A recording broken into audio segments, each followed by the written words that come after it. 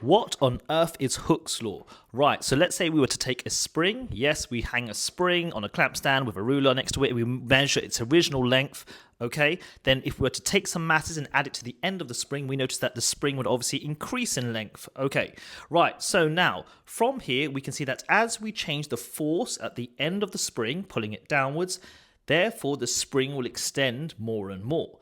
Right, so this leads us to the following graph. As you can see from here, we now have plotted force on the y-axis measured in newtons and extension on the x-axis measured in meters. We end up with a straight line graph over here. So what does this mean? Well, this means that if you have a straight line graph going through the origin, that means that the two quantities are directly proportional to each other. So force is directly proportional to extension. So we're going to put down the following: F is going to be proportional to E. Then what does this have to do with Hooke's law? Well, we can now get a formula from this.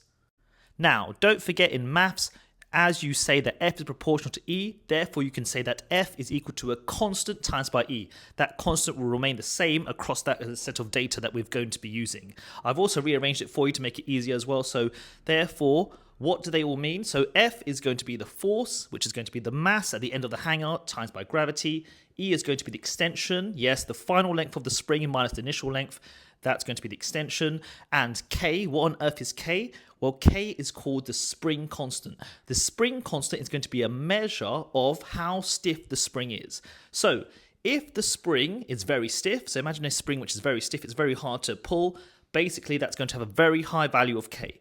If the spring has a but basically it's very weak and it's not that stiff, it will have a very low value of K. So the value of K tells you the stiffness of the spring over here.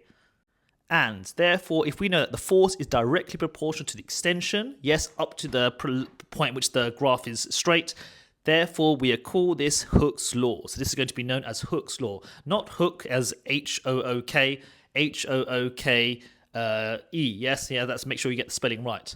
And if you're looking for more support in GCSE physics from a qualified physics teacher or A-level physics, why not head onto my YouTube channel? I've got 66,000 subscribers and I've got over 1 million views of my content teaching you the entire course for free. Check it out before the exams.